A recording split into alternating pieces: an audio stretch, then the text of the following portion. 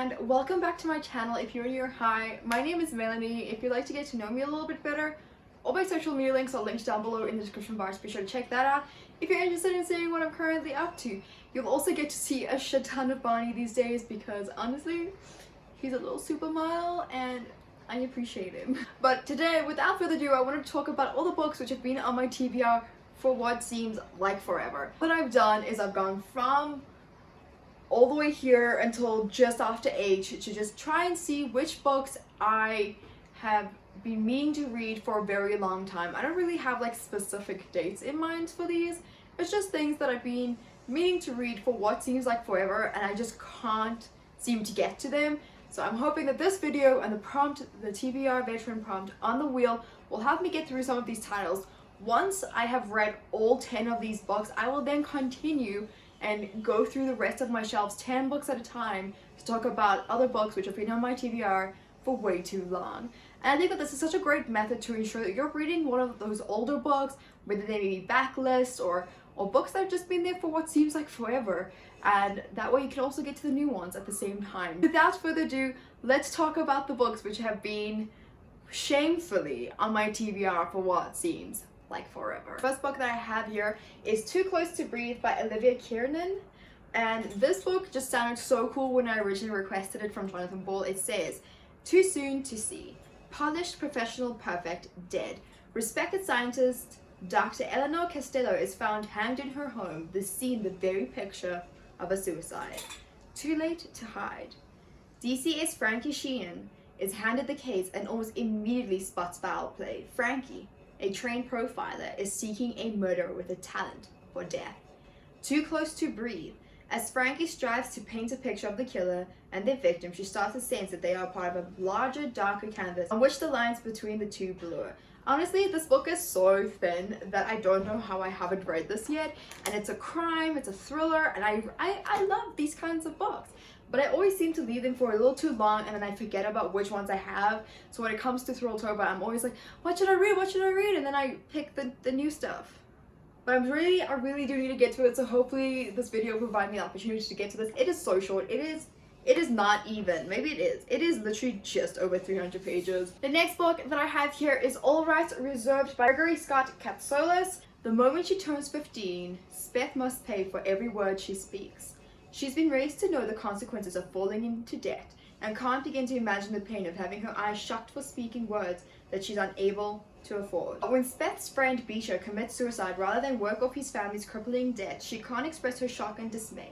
Backed into a corner, she finds a loophole. She closes her mouth and vows to never speak again in protest at the unjust rules of the land. Speth's unexpected defiance of tradition sparks a media frenzy, inspiring others to follow in her footsteps, and threatens to destroy her, her family, and the entire city around them. This just sounds really amazing, and I just think it's incredible. Like the tagline, when every word is owned by someone else, who would you dare to speak? And I think that's incredible. Like each word has a value, and with each word that you speak, that money is added as debt. And I think this is such an original and interesting concept that I really do want to read it just because it sounds so good. And once again, it sounds so good, but I don't know why it's taking me like forever to read it. The next book I have for you is Girl in the Window by Penny Jolson, and this is Who is the Girl in the Window? Cassia watches the world go by from her bedroom. She's not well enough to leave the house, but she sees everything. Then Cassia witnesses an abduction, but nobody is missing. Does the girl in the window hold the key to the mystery? And this is from when I was looking for titles to present for my very first Thrilltober, and Penguin kindly sent me this. And once again, it is such a short book, and it sounds like such a great mystery that I don't know why I haven't read it. So hopefully, once again, this video will allow me to pick this up. It's seriously short. It's like some of the shortest books I have are like on this thing, and I don't understand, you know what I mean?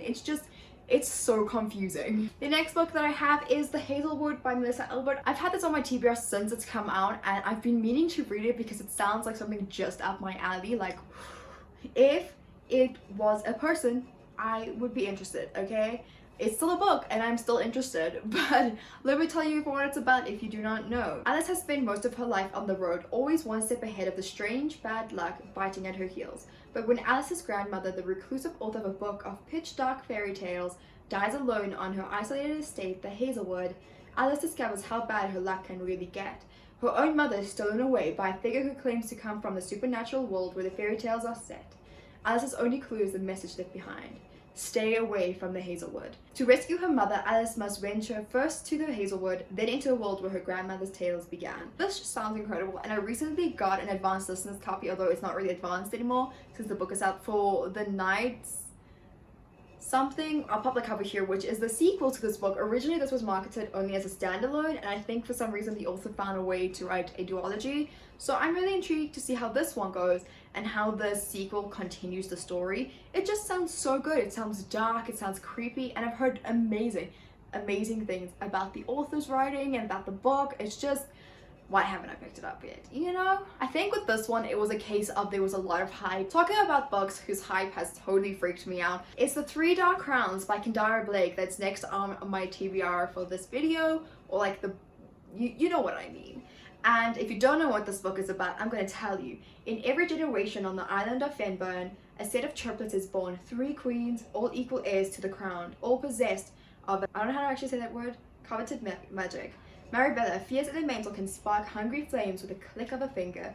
Catherine, a poisoner, is known to be resistant to the deadliest of snake bites. Arsena, a naturalist, is rumored to have the ability to bloom the reddest of roses.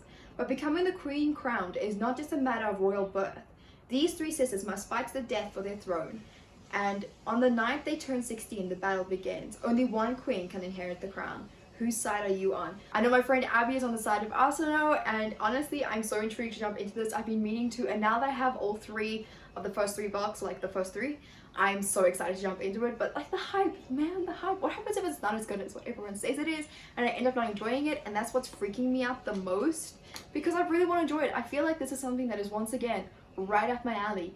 But the fear of it not being as good as what everyone describes it as is kind of daunting. Another book that has not necessarily been on my physical TBR for what seems like forever, but has been on my brain to read for a very long time, is Red Queen by Victoria Aveyard. So this book has definitely been around for a hot minute. There is a lot of stuff going around this now saying that it's not as good as what everyone thinks it is. It just seemed original, now it's not as original as what it originally seemed, and all of that jazz. Like a lot of people saying it's overhyped. So I feel like now is the time to jump in to be like, is it overhyped or not? So if you don't know what this book is about, it is this world divided by blood, red or silver. The reds are commoners ruled by a silver elite in possession of godlike superpowers. And to 17-year-old Mare, a red girl from the poverty-stricken stilts, it seems like nothing will ever change. But Mare possesses a deadly talent of her own, one that threatens to destroy the balance of power. Fearful of her potential, the Silvers hide Mare in plain view, declaring her a long-lost Silver Princess, knowing that one false move will mean her death. Mare must use her new position to bring down the regime from the inside. Now Mare has entered a game of betrayal and lies. This is Reds against Silvers, Prince against Prince, and Mare against her own heart. Like, it just sounds good. Like, it sounds like it could be very interesting. A lot of people have committed to, like, the powers to X-Men. Oh, that's so pretty. I didn't realize that is quite pretty. I did not notice that. I really, like, I don't know, because there's a lot of people saying it's not as good as what it seems and the author's writing doesn't really help the case. I'm really intrigued to see where I stand on this. So that exposed me on a bit more, but I do think, like, I have more pressing books to read than this one at the moment, so it's probably why I've been putting it off for a bit longer. Like, the whole purchasing of it and the whole reading of it is because it's not an urgent thing. Another book that I have here for you is The Finisher by David Baldacci. This I originally got when I first started reviewing, like back when my Instagram and blog was a baby, and I was like, oh, let me request things, and this sounded really interesting, and I ended up reading it, and I ended up not liking it, so I DNF'd it. But then I lent it to my aunt, and she was like, no, it's amazing. She loves Baldacci though, so I can see why.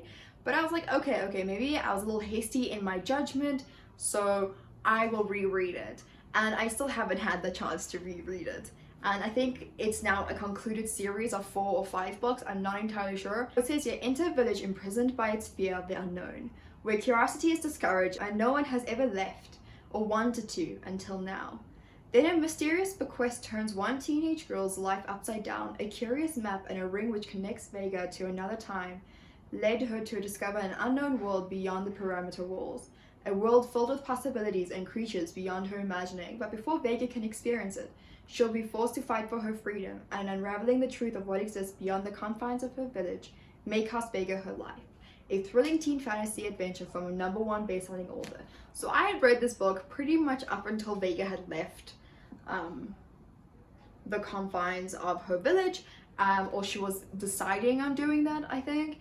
And so I guess I have to just jump back on into it. It's just, once again, it's taking time because it is a book that I have previously DNF'd, so I'm not like running towards the idea of rereading it too soon, you know? Another book that I have here, which you'll have to excuse the glare on from the ring light, is Clean by Juno Dawson. I know Juno Dawson is really quick and really good at commenting on things that are happening in today's society, especially to women, and she talks a lot about like the model industry, mental illness, and it's just here the representation is incredible. So I'm so excited, and Juno Dawson is just like an incredible person, so I can't wait to read her books.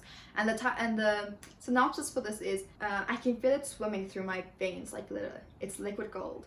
When socialite Lexi Volkov almost overdoses, she thinks she's hit rock bottom. She's wrong. Rock bottom is when she's forced into an exclusive rehab facility.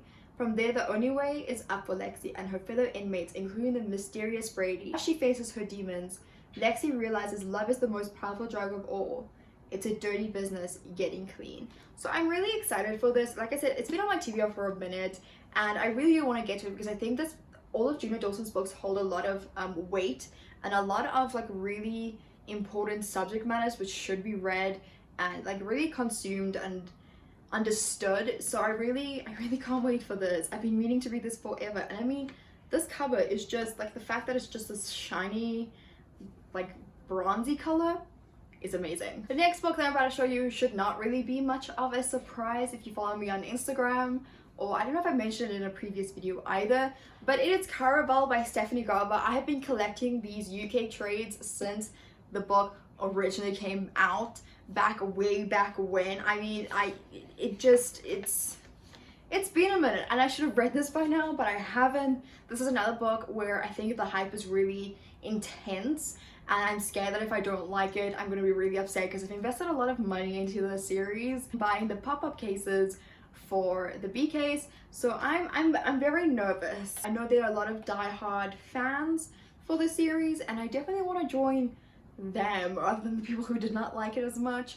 So it's definitely one that I've been hesitant to pick up, especially since I'm such a huge fan of the Night Circus, and I definitely do not want to read these two, but like the Night Circus and the Caraval, too closely together, because then I think I'm going to really hate the one and love the other one too much. Like it will be too polarizing, if that makes sense.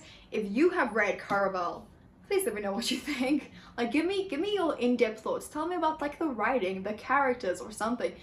Like give me something to work on, you know? Because so far I just have like, it's amazing, but like, why is it amazing? You know what I mean? So if you don't know what Caraval is about, let me give you a quick synopsis. Welcome to Caraval, where nothing is quite what it seems. Scarlett and Teller have never left the tiny isle of Tristar, pining from far away for the wonder of Caraval, a once-a-year week-long performance where the audience participates in the show. Caraval is magic, mystery, adventure. When the sisters' long-awaited invitations finally arrive, it seems their dreams have come true. No sooner have they arrived than Teller vanishes, kidnapped by the show's mastermind organizer, Legend. Scarlett has been told that everything that happens during Caraval is an elaborate performance, but she quickly becomes entangled in a dangerous game of love, magic, and heartbreak. And real or not, she must find Teller before the game is over and her sister disappears forever. The last book that I have to show you is also one that shouldn't be much of a surprise, and that is The Punk Factor, Rebecca Denton. I have been meaning to read this book since forever. I mean, I read Moxie, which is similar to this. I wouldn't say it's exactly the same, but the premise and the ideology about it, behind it, is quite similar. So I've been trying to read The Punk Factor for what seems like forever. So hopefully I can actually get to it soon, because it's one of those books that I really want to read but haven't had a chance to because life has been getting in the way. And it's like one of those books I really want to read, but not like I'm ready to just dive straight on into it straight away, you know what I mean? It's like one of those, I'm excited, but I'm also not bothered if I don't get to it immediately, but I am. I'm getting to the point where I am getting bothered by the fact that I haven't read this book yet. Okay, just a quick little synopsis for what the punk fact is about. 17-year-old Frankie is obsessed with what everyone else is thinking. She can keep up with the chat from feminism to tattoos, yet when it comes to her own ideas, it's not easy to hide her lack of confidence. But there's one personal obsession she can't deny: her art student dropout ex-boyfriend Doc. With the help of her best friend Harana, Frankie forms a punk rock girl band to attract his attention. She's got it all sorted. The Instagram page is live, the handmade posters are everywhere, and the band even has a first gig lined up, even if they are playing to a handful of retired bingo fans. But in her efforts to make the band a success, Frankie starts to care less about what Doc thinks and more about how much she loves making very loud music. She finally gets a glimpse of who she can be, independent of anyone else. And one day, Doc decides he's going to win her back. Punk is nothing without the freedom to be exactly who you are, but what if you're not sure who that is yet? Can you make your own noise when everyone else seems to be much louder than you? I mean, it sounds so good, right? It sounds so good. All of the TBR veterans that I have for you today, these are 10 books that have been on my TBR for what feels like forever. And hopefully I can get to these really soon, I'm not gonna lie. Like, just looking at them and hearing their synopsises again, I'm just like, you sound so good. But hopefully now that they're fresh in my brain, I'll also be more likely to pick them for other prompts beyond TBR veterans, so we'll see how this all goes. Thank you so much for watching today's video. If you liked it, please give it a thumbs up and let me know down below which of these books you have read and you think I should get to sooner rather than later. And without further ado, I will see you in the next video.